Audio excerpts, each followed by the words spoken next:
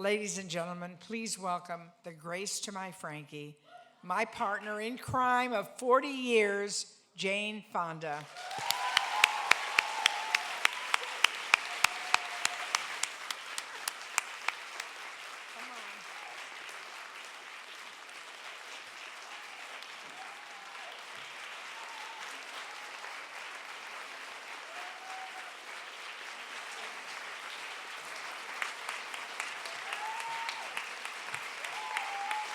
Thank you, my blessed friend. Thank you, Lily.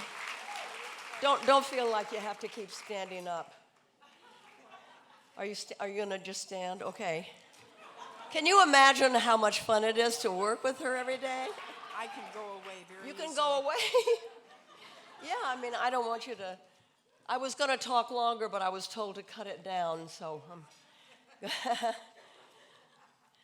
Anyway. I caught a cold in Standing Rock. I hope I don't cough too much. I want to thank Equality Now for this honor. What is this honor? Whatever it is. I show up for these for Equality Now. I don't have to be honored. But anyway, but much more important than this honor is Equality Now's leadership over the years in advancing the lives of women and girls. When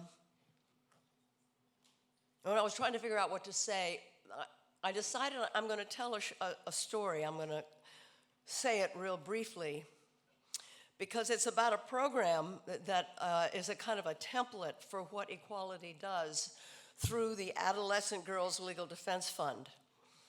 And I think it kind of shows you very clearly why the work is so important. I'm casting a shadow on my own script. Let me just say something. The day after the election, Gloria Steinem and I had to go to Atlanta to speak to 1,600 women at the Atlanta Women's Foundation luncheon, which we had inaugurated 25 years earlier. It was hard. I mean, we all were stumbling around. I told them, I said, I feel like I've been hit by a truck. But turns out it was really good. In fact, someone is here tonight that was there and said how important it was that she and I were there. We have to hang together. We have to be together. We have to let each other know that we have each other's backs. And I feel so blessed to be in the arena with Gloria. This is going to be a long slog. It is. We have to be ready. How do I see what I've rewritten about 50 times? Because Yasmin said I had to talk shorter, which I didn't. So anyway. Catherine Keener's over there, another dear friend of mine. I'm going to drag this out, Yasmin. You'll be sorry you ever... And Judith Bruce. Hey, just stand up, Judith Bruce. Let me tell you, she's the Lenin of the women and girls international movement. She is the one who... What? I don't need glasses, I need light. But thank you. I had my cataract surgery, but... See, now I do like this and I'm... Anyway, Judith is the one. She's the real deal. She's the one that told me to thanks. Oh, thank you. I need water too, or vodka. Because I have a cold and oh, thank you. Thank you. Thank you. In 1994, I visited, it's really weird to be dressed like this and be talking about this subject. I visited an impoverished community in 17,000 Coptic Christians at the bottom of a rock quarry in Cairo, Egypt. They're the Mokatam. They are the people that collect garbage for the city of Cairo. They collect garbage at night, bring it in, at least at the time they did, in mule-drawn wagons, and they dump it in the middle of their homes. Their homes are doorless, mud-floored, primitive structures. And they live with the garbage. It's their couches and their chairs. It's their furniture. And in the back, they keep pigs, which eat the garbage, and the excrement of the pigs is put into a huge pit in the middle of the community. I'm sorry that this is maybe not a good dinner conversation. But anyway, in the middle of this pit, and where it composts, and then it is sold as fertilizer. Now, in this particular community, like a whole lot of other communities, for eons, boys were educated, but not girls. It didn't make economic sense to educate girls. Girls were needed to work at home, to pick through the garbage, to take care of the siblings, to cook, to be in charge of the health of the families. Girls were usually prepared for marriage by experiencing female genital mutilation, which occurred, and then they got married. They were usually married off to a way, way, way older man right after puberty. And once married, the girl moves into the house of the husband and becomes a servant in the new house for the mother-in-law and the older women. So see, girls marry and move away to another household. Boys marry and bring a new servant home to help her mother-in-law. So that's just the way it is. It doesn't make sense to invest in girls. And these deeply ingrained cultural norms were repeated generation after generation, driving high fertility rates, poor health, and intergenerational poverty until the 1990s. I found out about this because of Judith Bruce. So on my visit in 1994, I was taken to a little school on the edge of the compost pit where I saw girls as well as boys sitting at their desk studying. What I found out was that the organizers, in all their wisdom, countered the resistance to educating girls in a very holistic way.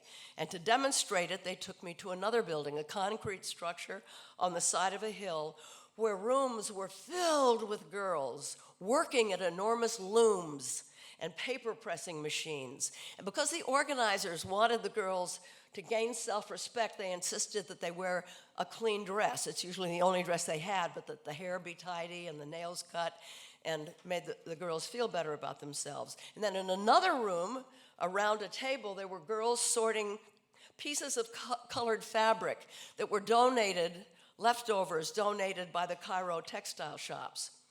And while they cut the fabrics into symmetrical designs, which they sewed into colorful quilts, they were learning about reproductive health, about contraception, the dangers of early marriage, and closely spaced births. Now, at that time, I don't know what they're paid today, but at that time, each girl was paid $17 a month for the work. Now, I think it's probably hard for us to understand why $17 a month would be transformative. But understand the effect it had on the girls. They had achieved a goal on their own and had been rewarded for it. Their sense of self was changed. I am somebody. A new world of possibilities opened up. They could read. They had income generating potential, so there was less resistance to keeping them away from education. Now, they could move proudly through public spaces, which they never could before. They conducted health campaigns. Family health in the community began to improve because now the girls could read the prescriptions, and they weren't afraid to talk to the male doctors. And the girls also were given financial rewards equal to about $150 for delaying marriage, which gave them leverage and bargaining power with their families. The young girls I met back in '94, Judith told me this last night, are now community leaders and have started an entirely self-sustaining collective daycare. This Mokatam community is proof that in the developing world, if you change the lives of girls by educating them and allowing them the opportunity to become wage earners, it means expanding human capital while simultaneously improving reproductive health and choice, And by delaying marriage and the birth of the first child, family size shrinks, which is good for the planet. Now, to be truly effective, this type of project has to be done by hands-on, flexible, culturally sensitive, and economically astute NGOs. And this is what Equality Now does. You've already heard about their impactful advocacy, taking on and winning the most expensive and complicated and extreme legal cases on behalf of girls who've been raped and mutilated and brutalized, and thereby setting critical legal precedents. See, what happens to girls around the world will help determine what kind of future we have. So I hope you'll support this amazing organization. But also, in this very challenging time when we all feel we have a shroud of disbelief and despair hanging over us, you get active and you lift the veil. It heals the despair. Thank you for this award, and thank you all for coming tonight. Please support Equality Now.